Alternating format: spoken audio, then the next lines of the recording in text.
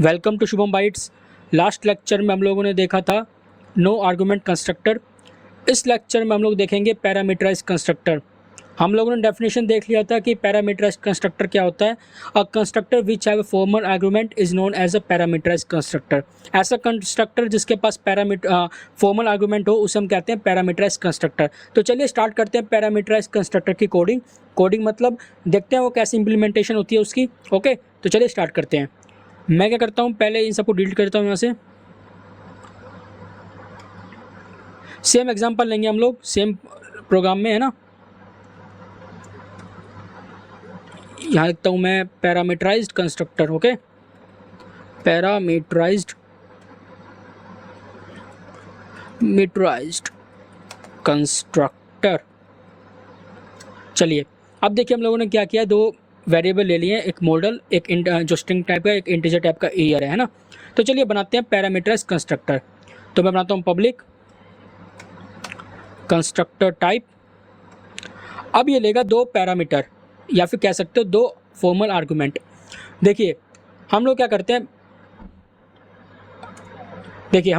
अब जो हम लोगों ने स्ट्रिंग ले रखा और जो ईयर ले रखा हम लोग सेम एज पास करते हैं। बस यहाँ पे क्या करेंगे हम लोग इनका वेरिएबल नेम चेंज कर देंगे। ठीक है, तो मगर मैं स्ट्रिंग में ले लेता हूँ मैं M for model and int में ले लेता हूँ Y for year.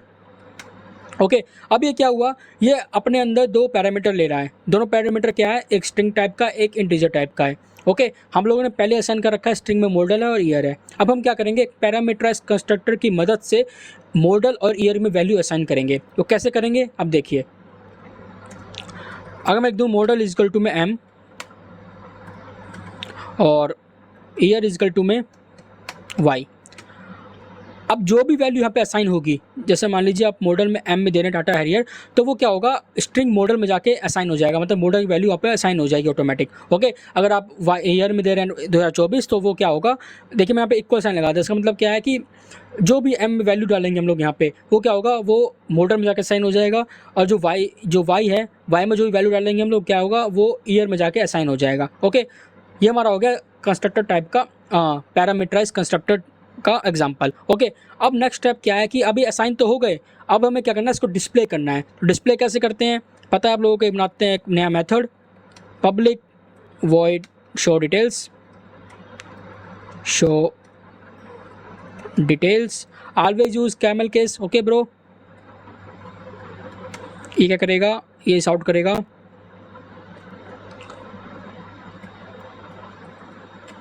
Model plus model. याद रखिएगा भाई, बिल्कुल सेम नाम होना चाहिए जो आपने, आप देखिए मॉडल का एम छोटा था तो मैंने एम छोटा ही दिया। ओके, ये नहीं कि कैपिटल कर देना, फिर आपको कंपाइल टाइम एरर आ जाएगा क्योंकि उसको मिलेगा ही नहीं, है ना। यहाँ डालता हूँ मैं स्पेस डाल के ईयर स्पेस, फिर डालता हूँ पे मैं ईयर। ओके, चलिए हमारा काम हो चुका है यहाँ पे इतना। अब बात आता है इसको कॉल कैसे करेंगे। देखिए यहाँ पे हमारे पास क्या हुआ, हम लोगों ने वैल्यू तो असाइन कर दी पैरामीटराइज्ड कंस्ट्रक्टर में, उसको हमें शो भी करवा दिया, हम लोगों ने प्रिंट भी करवा दिया। अब नेक्स्ट स्टेप आता है कि हम इसको अब वैल्यू असाइन कैसे करेंगे। तो सिंपल है, पहले क्या बनाएंगे, पहले बनाएंगे हम लोग ऑब्जेक्ट, तो क्लास नेम, उसका वेरिएबल, रेफरेंस वेरिएबल और न्यू ऑब्जेक्ट, न्यू कीवर्ड से हम कहेंगे ऑब्जेक्ट क्रिएट कर लेंगे। ओके, अब देखिए यहाँ पे हमारे पास पहले ही ऑटोमेटिक क्या आ गया, हमारे पास पहले ही ऑटोमेटिक आ गया इसका, कह सकते हो आप लोग रेफरेंस देते हैं उसमें पहले से भाई हमें क्या असाइन करना है। अब देखिए हम लोगों ने क्या कर रखा है, हम लोगों ने कंस्ट्रक्टर बना रखा है जिसके अंदर हम लोग दो आर्गुमेंट, फॉर्मल आर्गुमेंट पास कर रखे हैं। तो अब हमें इसका एक्चुअल आर्गुमेंट भी पास करना होगा। अब फॉर्मल आर्गुमेंट, एक्चुअल आर्गुमेंट क्या होते हैं हम लोगों ने मेथड में देखा था अच्छे से, है ना। तो आई होप आप लोगों को समझ में आ रहा होगा मैं क्या कहना चाह रहा हूँ, formal argument and actual argument. अब एक्चुअल आर्गुमेंट पास करेंगे, ठीक है, हम लोग यही पास कर देंगे। ठीक है, हम लोग ये भी कर सकते हैं कि हम लोग इसको अलग वेरिएबल में असाइन करके फिर वेरिएबल यहाँ पास कर दें। ओके, या फिर हम लोग चलो वो भी देख लेंगे, अगले वाले में देख लेंगे। लेकिन हम लोग क्या करते हैं, डैट वैल्यू असाइन करते हैं। चलिए यहाँ पे करते हैं पहले स्ट्रिंग में, तो यहाँ डालता हूँ मैं टाटा हैरियर। ओके, पहला तरीका ये हो गया कि आप लोग डायरेक्टली वैल्यू असाइन कर दीजिए जहाँ पे आप ऑब्जेक्ट क्रिएशन कर रहे हैं, या फिर दूसरा तरीका ये होगा कि आप लोगों के टाटा हैरियर और ईयर को क्या कीजिए, एक अलग वेरिएबल में स्टोर कर लीजिए और फिर उस वेरिएबल का नाम यहाँ पे लिख दीजिए, कहाँ पे, टाटा हैरियर की जगह पे और ईयर की जगह पे, साल की जगह पे, है ना। चलिए अब हमारे पास क्या हो गया, एक कंस्ट्रक्टर टाइप में CO नाम का एक कंस्ट्रक्टर टाइप का हमने रेफरेंस वेरिएबल लिया जो कि एक अपने अंदर क्या स्टोर कर रहा है, एक ऑब्जेक्ट स्टोर कर रहा है। और वो ऑब्जेक्ट किसका है, क्योंकि हम लोगों ने क्या किया, यहाँ पे कंस्ट्रक्टर बना रखा है तो कंस्ट्रक्टर का वो वैल्यू भी ले रहा है। यहाँ पे देखिए यहाँ पे हमारे पास ऑटोमेटिक सजेशन आ गया। M में हम लोगों ने डाटा एरिया स्टोर किया और Y में हम लोगों ने 2024 स्टोर किया। ओके, तो अभी क्या हो चुका है, वो ऑटोमेटिकली क्या हो गया, मॉडल एंड ईयर में साइन हो गया। अगर मैं यहाँ पे करूँ CO डॉट शो डिटेल्स, सो मैं करूँ कंपाइल। ओके, चलिए एक बार कंपाइल करते हैं इसको रन।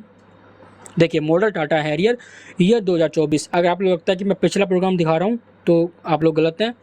अगर मैं यहाँ पे लिख दूँ 2032 तो देखिए अब सेव करता हूँ, यहाँ पे मैं वापस से इसको रन करते हैं। कंपाइल किया,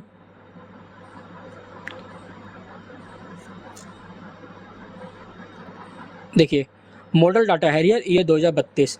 तो आपका ये जो पैरामीटराइज कंस्ट्रक्टर का जो प्रोग्राम है वो सक्सेसफुली इंप्लीमेंटेड हो चुका है। आई होप आप लोगों को समझ में आ चुका होगा कि कैसे हम लोग इंप्लीमेंट करते हैं पैरामीटराइज कंस्ट्रक्टर और नो पैरामीटराइज कंस्ट्रक्टर या फिर नो आर्गुमेंट कंस्ट्रक्टर। अच्छा, दूसरा तरीका क्या था कि या तो मैं इसको एक अलग उसमें वेरिएबल में साइन करूँ, जैसे मान लीजिए मैं स्ट्रिंग में ले लेता हूँ यहाँ पे मैं M। Okay, M equal to में ले लेता हूँ यहाँ पे मैं स्कॉर्पियो। ओके, कौन कौन स्कॉर्पियो लवर है इस वीडियो में कमेंट करना, ठीक है। स्कॉर्पियो, और इंट में लिख लेता हूँ मैं ईयर इक्वल्स में 2302।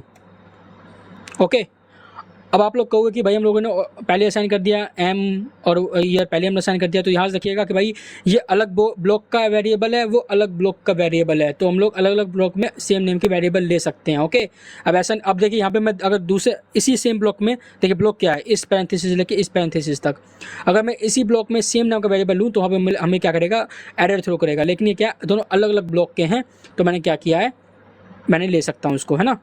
अगर मैं एक जगह मैं क्या करूँ, अभी मैं करूँ पास M और यहाँ पास करूँ मैं क्या Y।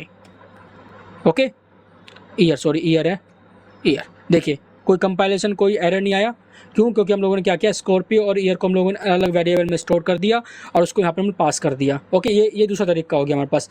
पहला तरीका क्या था कि डेट वैल्यू पास कर दो। ओके, दूसरा तरीका क्या है कि उस वैल्यू को किसी वेरिएबल में स्टोर कर लो फिर उसको पास करो। ओके, अगर मैं इसको करूँ कंपाइल, करूँ उसको रन, तो देखिए मॉडल स्कॉर्पियो ईयर आ गया आपका 2302। ओके, तो आई होप आप लोगों को पैरामीटराइज कंस्ट्रक्टर समझ में आ चुका होगा। अगर आप लोग कहीं भी कोई दिक्कत आती है किसी भी लाइन में तो आप मुझे कमेंट कर सकते हैं या फिर मेल बॉक्स में मेल कर सकते हैं, मैं आपका हर एक मेल का रिप्लाई दूंगा, हर एक कमेंट का रिप्लाई दूंगा। ओके, तो ये आपका होगा कंस्ट्रक्टर एंड इट्स टाइप्स, या फिर कह सकते हैं क्लासिफिकेशन ऑफ कंस्ट्रक्टर। मैं मिलता हूँ आपसे नेक्स्ट वीडियो में, तब तक के लिए बाय एंड टेक केयर।